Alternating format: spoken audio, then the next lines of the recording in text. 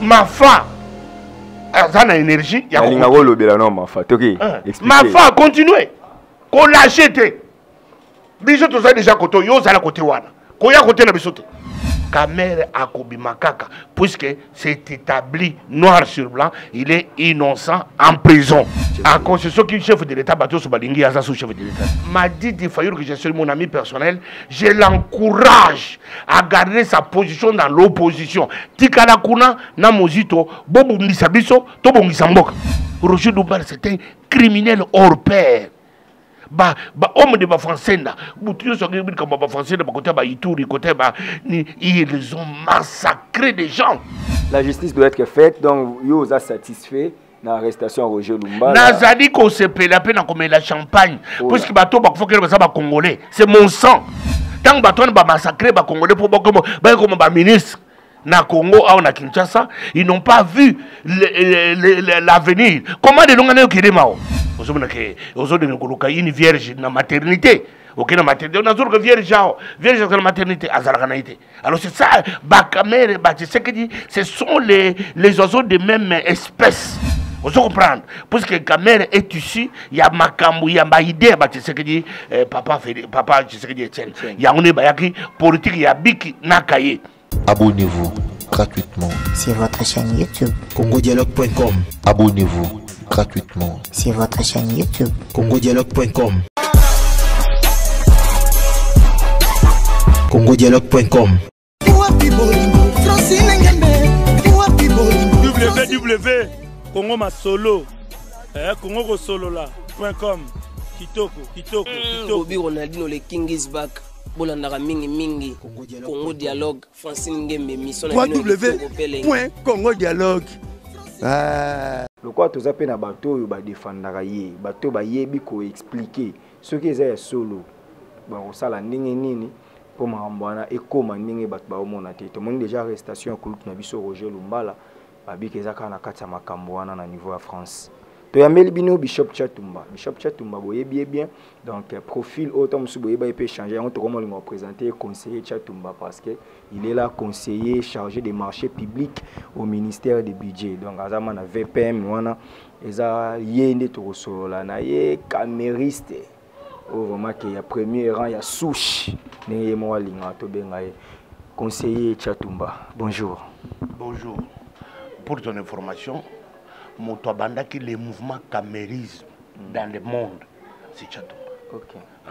Parce que à flux, il y a que UNC, il fallait une autre ligne de démarcation pour avoir la liberté de la parole. Parce que quand dans les courants UNC, tu dépends automatiquement des structures. C'est pour la structure a dit. Mais du camérisme, tu as un peu une indépendance. Okay.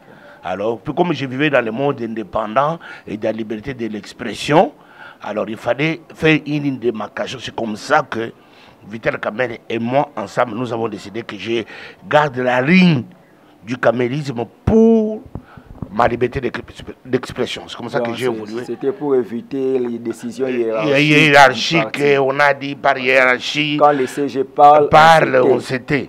Alors, maintenant, comme je suis rentré dans les pays, je suis soumis à la hiérarchie. Quand la hiérarchie dit, on s'abstient. Alors, c'est comme ça que vous avez vu un moment de silence long, parce qu'il fallait à un moment donné garder la ligne du parti. Et alors, surtout que la dernière émission, en fait, une émission qu'on avait tournée, qui avait causé tellement de problèmes, la haute hiérarchie du parti avait décidé que vous soyez un peu effacé. Effacé, mais jusqu'à un nouvel ordre. Maintenant, par rapport à ta question, par rapport à l'actualité, par rapport au soi-disant, les noms de Vital Kamere cités dans les rapports mapping, c'est de l'intox, c'est des fake news. On veut tout simplement embrouiller pour mettre tout le monde au même pied d'égalité. Ah oh, tout ça n'est moko. On ne peut pas baza. Namboko to il y a eu des partis politiques qui ont gardé la ligne de la non-violence. Il y a eu IDPS, il y a eu INC. Baza ba parti mi balé wana de ba koko faire partie na ba rébellion mon côté ex-rébellion mon côté puis qui peut pas dire que dia bani makamunaye parce que toujours montre la non-violence. Ba tous baza issu de l'IDPS bakori n'esprit wana. C'est seulement les loups égarés. Bah oui, bah se trouve dans le rôle de Roger Lumbala, ils se réclament tantôt des DPS, tantôt des rebelles. C'est comme ça qu'ils se sont allés retrouver dans Makambuya, l'homme de Bafansenda. Tout le monde connaît l'homme de Bafansenda, c'est M. Roger Lumbala, autoproclamé général. Il a fait les massacres, il a fait tout ce qu'il a fait. Tout le monde le connaît dans ce pays.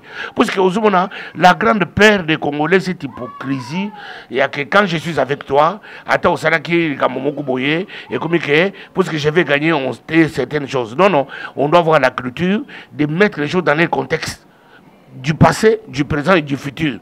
Parce que beaucoup, ils se disent tantôt, ce que mon tokomi n'a qu'à nabino. Beaucoup ouvrir ma benaïe. Au moins, il y a Roger Lumbala. Akimaki a comme permis à Félix Tshisekedi. Alors, il faut attaquer comme si il est propre. C'est la base de la République. Roger Lumbala, mais c'est un criminel. Oh. Roger Lumbala, c'est un criminel hors pair. Homme de Bafansenda, ils ont massacré des gens. On se comprend. Ba groupe union swana na ba groupe bauti na ba RCD bauti na ba MLC ba Denis Sanga ba Toba Luwaka ba Tambo Mwamba bauti na ba RCD ba Mbusa Nyamwisi ba Ruberwa omuni tata oyo Moïse Nyarugabu il a éclairé, il a cité nominément les gens. Ces gens faisaient partie du courant des massacreurs. Mais pourquoi on met tout sur la tête de tout ici Banyamurenge? Comme si c'était des Banyamurenge seuls qui ont opéré. Mais j'ai aimé l'intelligence de ces messieurs-là. Il a avoué dans la caméra. Ils ont fait partie du courant. Mais les lots, bien. Et à partir de la MLC, les lots qui se camoufler, comme ils savent se métamorphoser facilement, très rapidement. Bakomi na biso na union sacrée. Alors quand bakomi na biso na union sacrée, lokola d'abord il faut bokanga parce que ça union sacrée, ba criminel obaya, ba vandi na biso.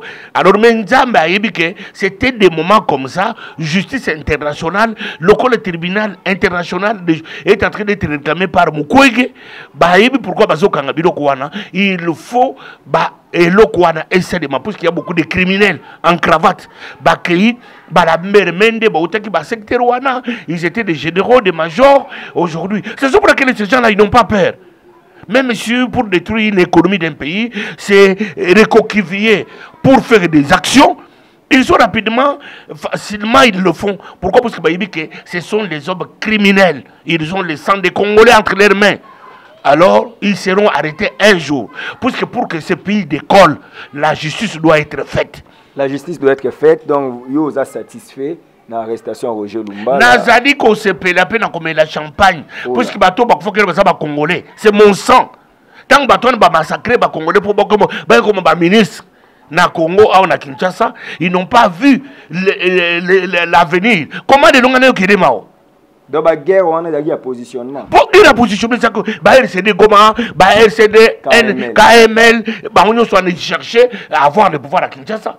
La bonne façon, il faut faire pression. Le jour où M23, tout ça c'était pour faire pression sur Kinshasa. Ça le brassage, il y a des militaires, il y a des bandits, il y a des armées. Il y a des lots armés, moyens reçus les lots qu'ils ont, puisque la plupart des hauts gradés, ça a des souches d'origine. Il y a des la communication quand bande ko bango bakata ba Congo na biso mitu na Bukavu na Kivu na Ituri bakata ba mitu tout ça pourquoi? Parce que tous ces Roger Lumbala, ces Mbusa Nyamwisi, ba MLC, ba Soyo, ils ont participé à faire appel au concours des étrangers pour pas y bango poids ba comme ba politiciens. Ce sont pas des politiciens classiques le Vital Kamerhe. Le qu'on a IDPS il n'a jamais touché aux armes. Non-violence, c'était une culture. Politique, il na papier. C'est pas mais tant que vous c'est camouflé en ciment, IDPS. Mais caméra, Zalaga, secrétaire général, il y a PPRD ici à Afdel. Donc on peut citer dans le rapport Mamping. Parce que le rapport Mamping, pour votre information, peut-être que vous comprenez, il y a un crime sous 93. ba crime sous ya ba 90 c'est ba série 90 parce que entre autres ndé toyoki mais est-ce que ba série 90 ba série 90 les caméras c'est qui na makambo tolobi azaka sina ba période wana application de la loi pénale dans les temps ya za déjà à partir ba 2000 ba 2001 wana ba massacre monsieur zaki ba bia azalaki ba bengi na collaborateur. Non, déjà dans 2001, Camer avait que les responsables. Idéologue, en fait. Alors, il n'y avait rien. On ne peut pas mettre Camer dans les saletés d'armes, des crimes de sang. Camer n'a jamais participé. Nabilo Kwana. Rapport Mampingi à Solo. Au temps de tweet, il y a ministre Bidi Kambane. Au commun de tweet, c'est dans le site. Il y a beaucoup dans 581 pages. Vous allez voir les rapports vrais. Alors, c'était tout ce qu'on est en train de vouloir fabriquer. Parce qu'on est comme un nengemoko. Ozo sali di kamono péché na yo assumer au sali au koulé makila batu au komi ministre au komi PDG au tongi bandako au ibi bambongo les lots tu dois assumer il ne faut pas assimiler les gens et ça donc on Félix Tshisekedi parce que à ce que depuis batango wana azana cité na rapport Bamping ozo monake ozo de ngoluka une vierge na maternité. Ok, la maternité, on a toujours que vierge de la maternité, alors c'est ça, Bakamere, ce sont les oiseaux de même espèce. Vous comprenez? Parce que Kamere est ici, il y a Makamou, il y a ma idée, papa, il y a une politique, il y a Biki Nakaye. Les restes de ces bandits qui se métamorphosent facilement. Alors, on va se métamorphoser. Pourquoi? Parce qu'ils ont des crimes du sang, ils ont des crimes économiques. Ça a la responsabilité, ils vont répondre, même leurs enfants, lorsque ce pays, comme la justice et l'état des droits, est en train d'être implanté. Dans ce pays, ces gens-là ne seront jamais épargnés. Tala beaucoup de Vital la caméra na bozo na bito, Vital la caméra kobananda kwa mama na ye. Tango biso ba petit tout ça ko baba miri ki anido, na epa mama ikoto na zone côté na mato yibimi bakangio, obandi ko kosola. Caméra Vital ayeba ta miri ki anido na palete. Yono adora Caméra. Non, batu su bayibi. Mutu nyonso akola ka mwa makambo ani zanga la te. Non, Vital la caméra yibi yango te Vital la caméra. Mama ne muto pesa ngate témoignage. Vital la caméra musane ezekike. Ake de kosoka baninga na ye, lokona mama ne yazeki ko tonga bilamba. Aye dans la rentrée scolaire, aye na baninga mama Alphonsine, soko dinga kangai tongele pe uniforme. Une maman ne pas tongele uniforme. C'est tout ce que caméra fait. Caméra faisait. Ce qui maman a ambi, caméra ko ko baninga na ye, ba ye ko dia fufu. C'est tout caméra ma aye ba ko yiba biloko na ndakute. Yango zumuna parcours ya Vital la Kamere ko banda tango Mobutu asana Kamere ti Mobutu akei Kamere atikali bakangi ni muibi bakangi ni eloko mokote omoni bayeti Kabila père est l'unique président qui a pris son fauteuil présidentiel 2 minutes à Lusaka atikali Vital la Kamere bi petit toi tu deviens président de la République pour 2 minutes reste sur mon fauteuil. Kamere était là, il est resté 2 minutes.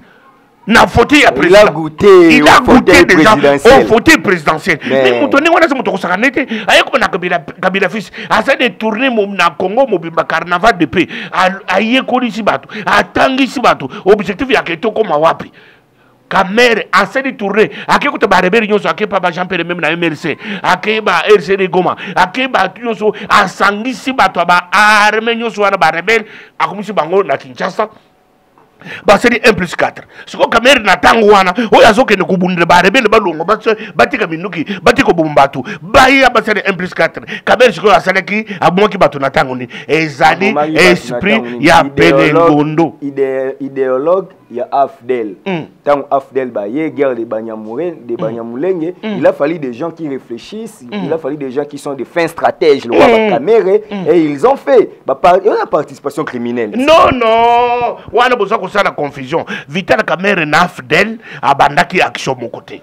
Vital Kamere abandi action na Kabila père a monné na télévision tant on sait qu'on défendre na général Kalume, on sait qu'on défendre Makambo Kanyama Kasese. C'est comme ça qu'il a été découvert par Kabila père.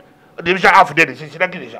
Alors, Aïko Koma, Kabila père accueilli, Afdel la Saki Sousouté, Aïko na Kabila fils dans 2001, Bassadi, dialogue de sans cité. Mon toit, c'est tourné que nous coûtons le Kabarebe, Bazo Boumabato. C'était Vital Kamere. Mais il y a une minute, Tangwana, à Kenoko Zomundu qui peut Boumabato. C'est du faux, c'est du mensonge. Et c'est là, ça veut dire. Et quand tu as la vérité, ce qui est que vous avez ma mère a coupé. Bazo Loboko Bakata.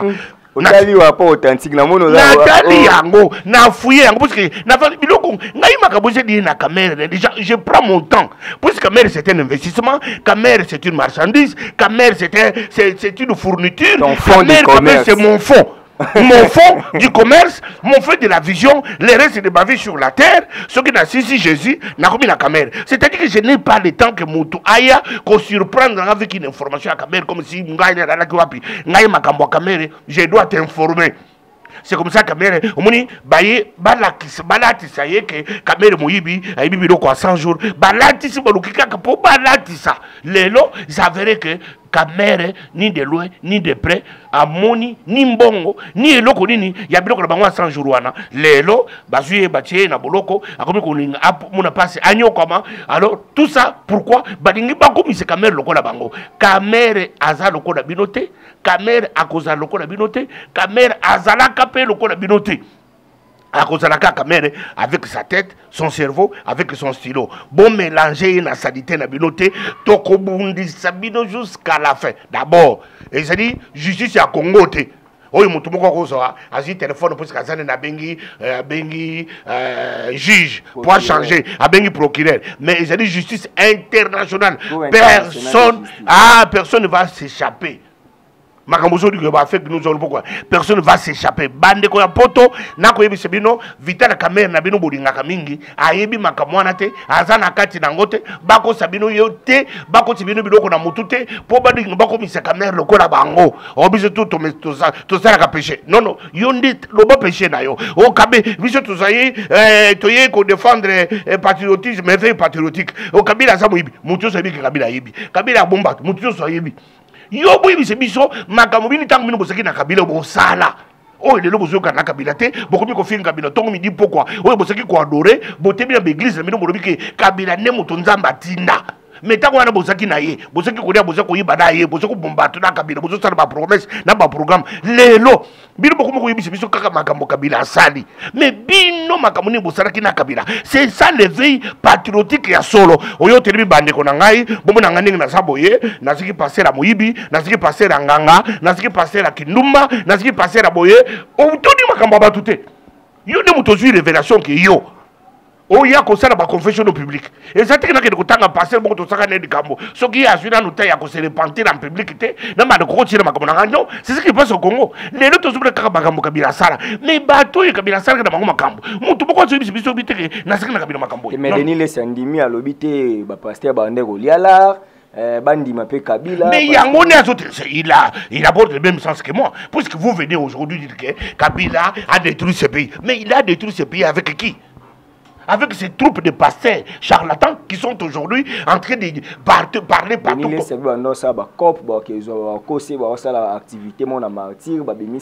Voilà. Il y a un peu de dire que attaqué parce qu'il dit la vérité. Mais non, il fait sa vie. Moi, je ne suis pas de moi, je suis Chantouma, charismatique, né à Kananga, grandi à Kananga, Naya, on attend l'université. Est-ce qu'on est à Nyoki? Ah voilà. Est-ce qu'on est à Nyoki? Aya, on a Kinshasa, à comme pasteur.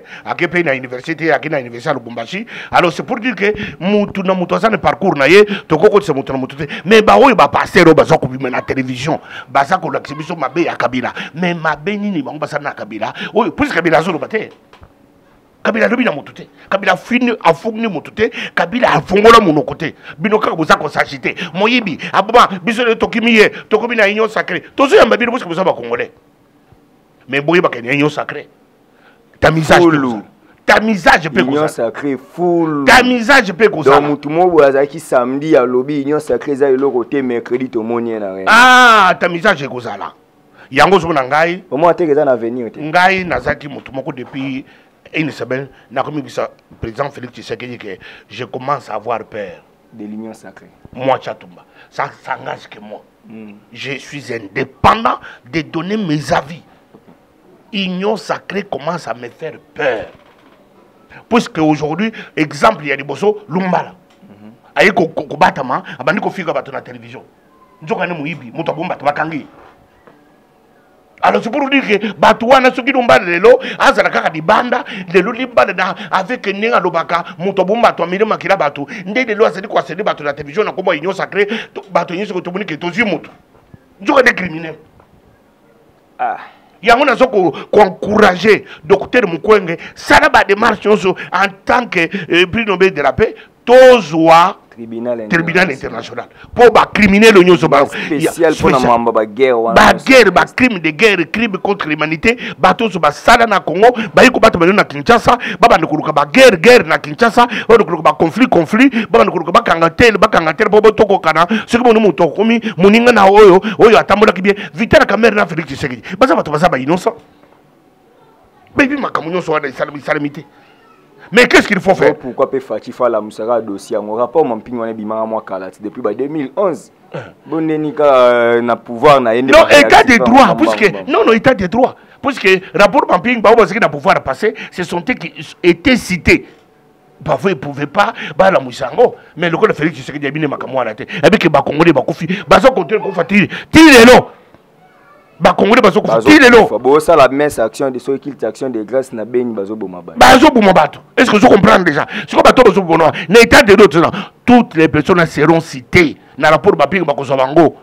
Mais baza ebele pe baza déjà na ba fonction, nous avons des généraux au baza na ba fonction, nous avons même beaucoup bako cité. Baza déjà peut citer na ba rapport authentique. Ah voilà. Parce que baza na ba fonction lelo yo. Et que ça l'arrière. Ba fonction na mini camouflage wana beaucoup zala livré. Moutade ministre pas bako livré ministre neni ministre à quelle mission officielle bazuye balaye lumba la bande ko bela ke soin ya wana bakangi balaye sembu ba na baza kune ye lumba balaye sembu boso caméra yo linga okufela nga ya waka ju bakanga caméra vous savez pas que bakangi innocent na zoko lo bango depuis et puis na zoko tire ko bango tire lo Kamerhe Vital aza innocent. Moi j'attends l'acquittement de Vital Kamerhe. C'est tout ce que chat m'attend. Je n'attends pas autre chose. C'est quoi yo? Nalandi na chaîne ya webi tingi pululu. Nalandi na chaîne na baza na rubrique mo ba sala wana qui livre. Bazui Vital Kamerhe tant azolo ba ma vie c'est Dieu qui me l'a donné. Papa laissez-moi aller faire ce que je fais tout ça. Après bazui sous côté ba parlement debout. Ne ba ne ko ba famba kanga Kamerhe que directeur cabinet à cause na parti politique té. Oh, en 2023, tu as vu Manduki. En tout cas, peuple il faut pas donc c'est comme si Ndenge crié innocence à caméra. C'était une chose préméditée ou quoi? Non, pas seulement prémédité. Ils ne comprenaient pas ce qu'ils disaient. Ils ne savaient pas les dangers. Ce qui complot contre Kamerhe Bakangaye et puis complot de l'eau, il s'avérait vrai. Mon côté na Congo, à Koroboyate, que ça qui complote. Tout le monde a compris que, puisque le gouvernement était démis, ministre de la Justice, ministre de l'Économie, ministre de la Budget, ministre de l'ITP, ministre de l'Urbanisme et de l'Habitat, il que Bilo à 100 jours, et ils allaient dans Dar es Salaam, na port, et ils allaient payer en Angola. C'est pour que Kamerhe veut dire qu'il n'est pas voleur. Tu sais comment on a Kabouya a terminé à la face du monde. Il n'est pas en prison à cause du vol, il est en prison à cause des raisons politiques. C'est-à-dire que Babou Chouare, ce sont des grandes bouches officielles de Amoko. Kabouya Ogissé n'est pas n'importe qui, il n'est pas secrétaire de n'importe quel parti politique. Ce qui a terminé à la face du monde, ces paroles, pas seulement comme parole de l'évangile, mais c'est une parole vraie. Abi, je sais ce que je dis et j'en connais beaucoup sur ce dossier. Bande Konangai, nous posons des questions. Et Kamerhe s'est posé la question aussi autrefois. Et pourquoi je continue à être en prison? Namoni Moutou à OVD, Namoutou à Sokok, Bakangaki pour 20 ans. Babisi Bangope, c'était pour le dossier de 100 jours. Babisi Bango lobby, na prison. Baza déjà des bandes. Mais je crois que Kamerhe a continué à la prison. Pourquoi? Pour na, il a continué à la prison. Pour Babi prison, on parle de la prison. Banda, Romani, Libanda. Afin de maladie, mais il vit avec sa famille. Centre Nganda VIP ou en prison quand même. Centre Nganda hôpital. Hôpital mais appartement et VIP. Mais mon vandi yo vanda ke pana yo, bazuka ke pana balongoli yo, oke utanda ko boy basi biloko, babi vandao. Moto atare yote. Okoro bangondi. C'est une prison. Mais babi sans une autre connotation que mais c'est Kamerhe est en prison. Bongo rimer wana kakenda Afrique du Sud. Akenda wapi? Mutolo Kamerhe akenda ngai ya chatu wabete. Bakuna ka chatu bana avion wana toke biso tout. Yo ba lingatin, ba chaka ye maman ami de na maman Alphonse. Mais ba avion ici dit. Avion musuzu c'est na côte.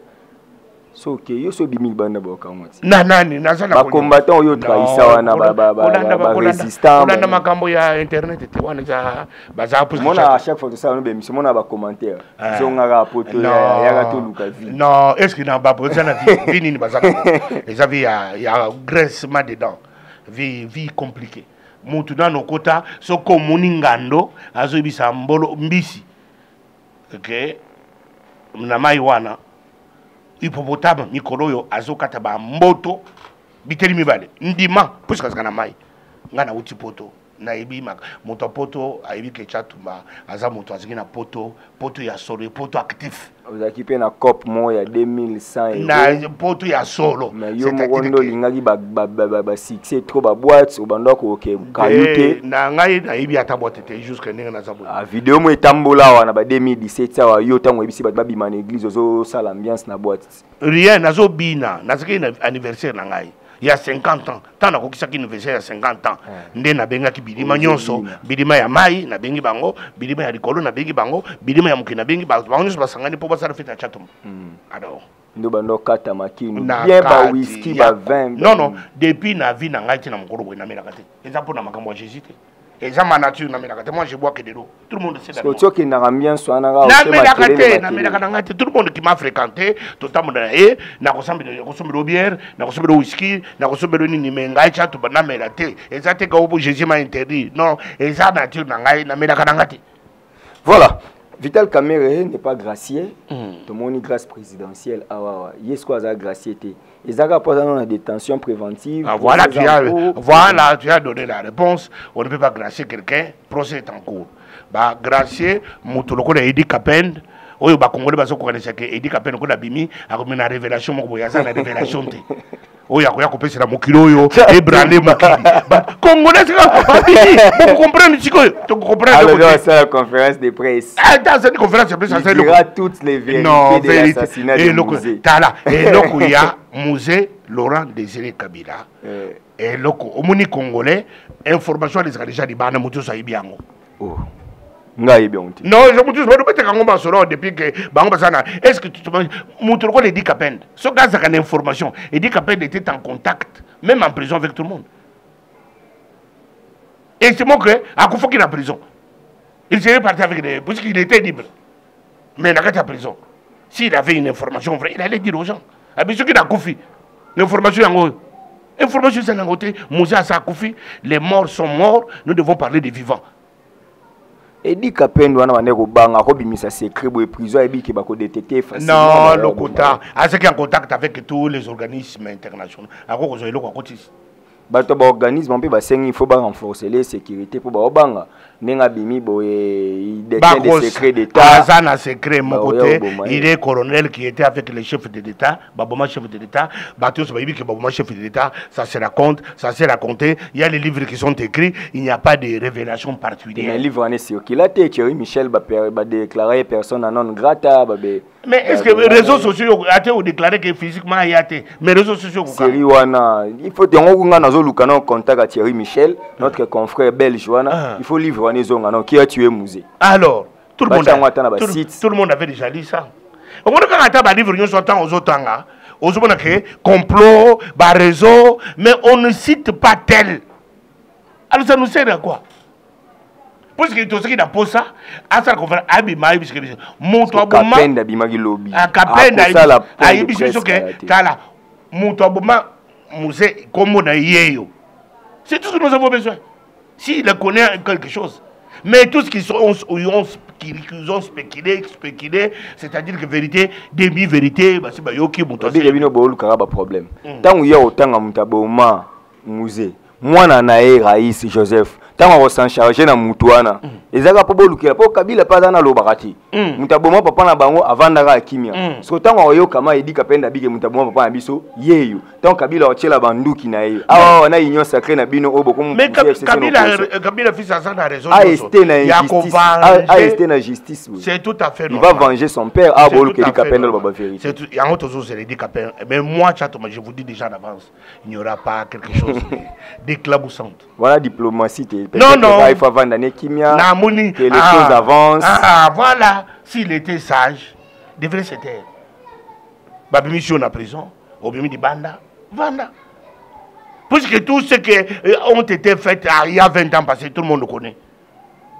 Ozan est le quoi cicaté, puisqu'il n'a pas été fermé la bouche, même en prison. Il pouvait tout dire. Non, maintenant là, un homme libre, il peut maintenant éclairer l'opinion. Non, il n'y a rien d'éclaboussant. Tout ça, tu regardes le micro, tu dis que à l'obitro, mais il n'y a rien dit. Et puis, au Kouloukabe, quand on a Congolais, et puis que tu sais que tu as une révélation, Ozan a goûté. Pour Congo peut m'embrouiller salama trop. Eh ben, Kizenga kosabiso wa livre d'or. Tu vends plus de 32 ans à Mobutu. Tu seras que livre d'or. Primature peut y arrêter. Eye. Livre d'or Tilé. Tilé le kutango na mabele. Congo mboka ba révélation. Mutunya sara na bord ne. Ah, ça na bord ne mo pas révélation. Alors, bonne distraction.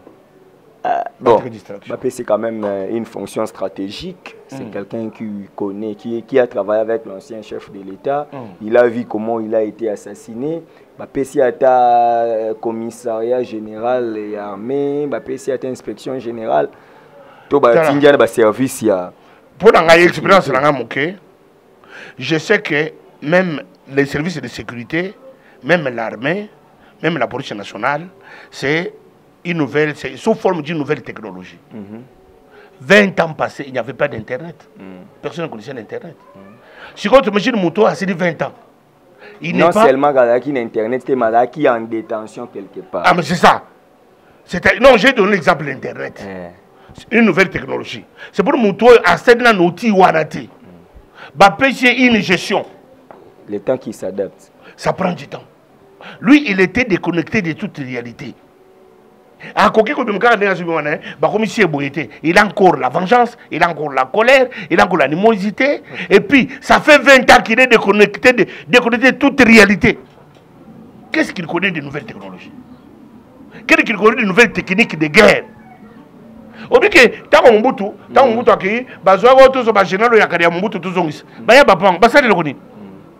Quand vous perdez un élan, on a profité pour informer les Zingzong à Koufia. Namunango déjà, Namunango na nani? Zingzong Baramoto. Voilà. Alors c'est pour vous dire que Yéning Albimouana, Avada, Alia, à se recoquiller sur sa famille, à reconnaître sa famille, à Zouatan, il y a quoi sur ma classe, qu'on se recycler, qu'on se mettre à niveau, remise à niveau. Vous avez pas 2 ans, 3 ans. Même 10 ans. Même 10 ans remise à niveau. Non, mais il est déjà vieux, non? Et puis, il retraite, il y a armé, il a déjà mais c'est pour dire qu'il est de 1960. Aujourd'hui, il doit avoir quel âge? 61 ans. Alors, 61 ans déjà, en Europe déjà, militaire à côté de la retraite dans 45 ans. Au côté militaire, n'a pas 50 ans de militaire. Ah, ça militaire, il ne connaît rien. Ah, bah, il y a 60, 65. Ah, oui, parce que nous avons une armée monstrueuse. Tant que guerre, ça qu'on a besoin qu'il était. Parce qu'on peut ma camarade Kadhafi, battre la pétrole de essence. Bah, tout le monde a un homme, il tourne à la question, il faut nous tourner à la question. Babi dit qu'Apen c'est un héros, c'est un homme. Ça lui 20 ans, tu as dit que Beli, Aligna Koufa, Simba Ben, mais pas civil, so ba Koti, Franck Diongo, Jekoko, Vital Kamere, Bangoka so ba Koti Kabwe, ba Bandi Kobela, na Koufie, so Sali, au Banek, tout ça, mission, à moi, mission Bimi, bah, que l'on ma caméra Koufa, mais pourquoi qu'Apen m'a envoyé comme elle a été? Tala, au début, au sein de différence, au bas civil, na militaire et dit qu'append azaki militaire colonel auti bazama bangola aliaka makonki aliaka mabangi aliaka pourquoi zama atomakaika na mabele aliaka makasu aliaka banzete afati na banze kapend amesene ba vie ya galère amelaka mai ya majibezo koleka afanda na bazamba aliaka ba pourquoi zamba aliaka makonki aliaka mabangi afandi na zamba mbule beteli bateli azana basidi na kata bilamba akufite. On compare ce qu'on a caméra, on a Franck Diongo, on portier, on a Bandako Balix, on a en prison. On a un millier habituel. Et bébé, a Koufi, a Bédi. Mais oui, il y a un militaire, on compare avec Kapend, on a civilité. Il a tenu pendant 20 ans, mais selon certaines sources, il dit qu'Apend avait sa liberté, il se promenait de temps en temps, du banda, il paie du banda. On a spéculation, on a tikandé. Non, na matanga moko aina matanga di banda ah oya matanga di banda anini kada te bato bazo ko munira so tamura da matanga di banda azikita liberté nayi c'est les prisons là non pire moi Jean non tala bato ba kotekira bango prison ba fana na prison bazo on était 20 ans bakufa Mais abimina quelques membres, non? Abimina ba jeune ba parce que ba jeune à 19 ans 18 ans ba kanki bango ba ki sala ba 20 ans ba 36 ans ba 40 ans ndé ba bimite parce que ba jeune mais ba tato ba kutaki na bango ba lamba ba to ba jeune ba kufa bango nyusu. Alors c'est-à-dire que le code abimi conseil nangai Edi Kapend kokota na ba guerre té ba répète tu n'en as pas 20 ans d'isolement tu as perdu des repères. Joie d'abord temps avec ta femme. Kolanda ba complication ba politicien tu ba continue na yo. Si ko lo ba vérité. Même ba ko ba zo le pour nous. Nous voulons savoir. Nous voulons savoir. Même ba ko parce que les banda ba que ba ba politicien informé ba il pouvait dire la vérité. Ba c'est ka yo to bi na buloko no ya mawalelo 20 ans de ko fa kuna ba na ko exposer susu osana na balingate osaka na bato baza bato sana bango nyoso ba wuti prison.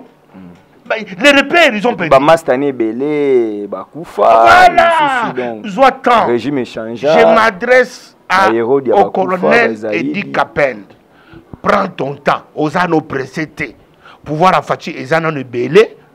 Prends ton temps. Au Vandi, au CRFR, au Zuiba repères. On dit que vous savez, au nouveau projet. Mais ce qu'on a dit, Boulouyek.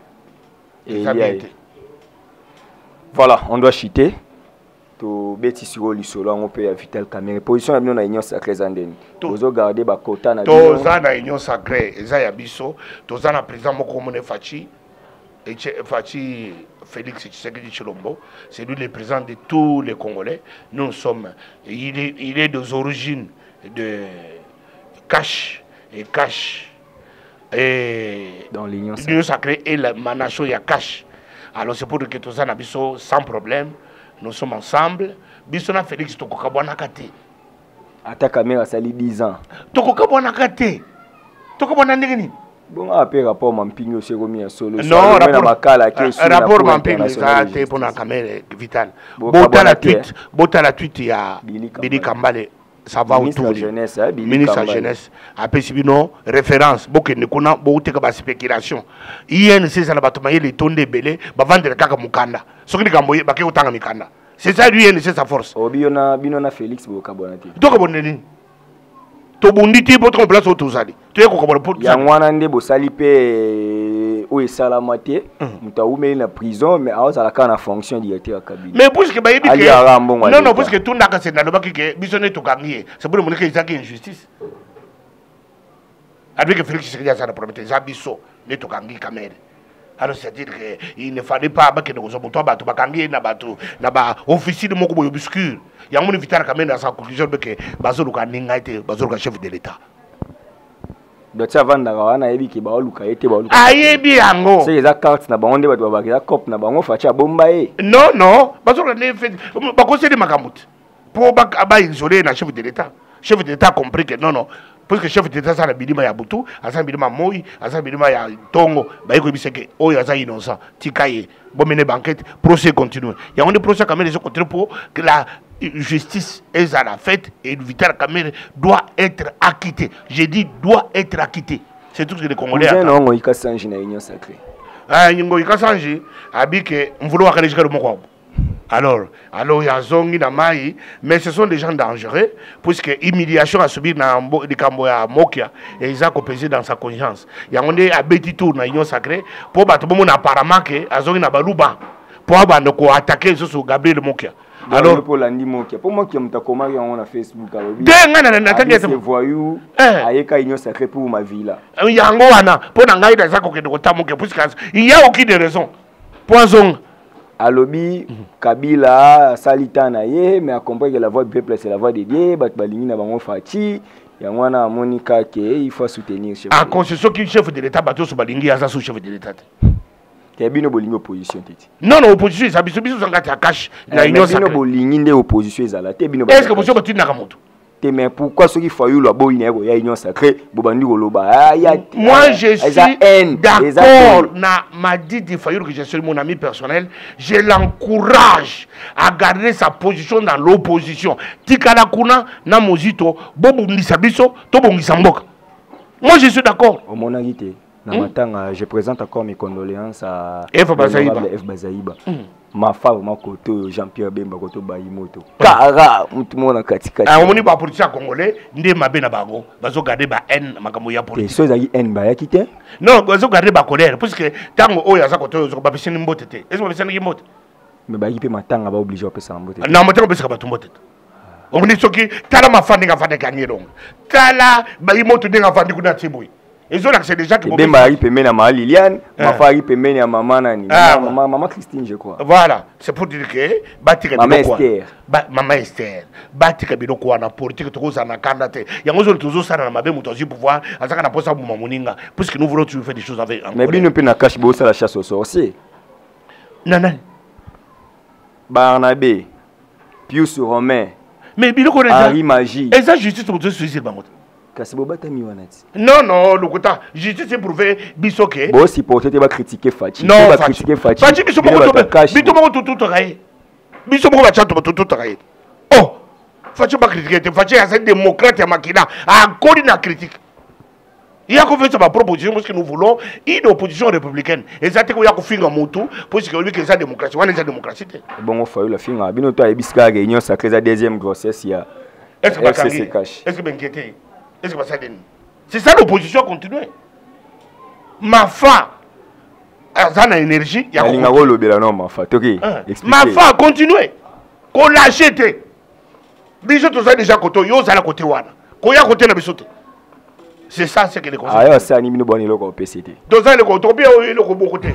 Yo kuna on s'appelle bien.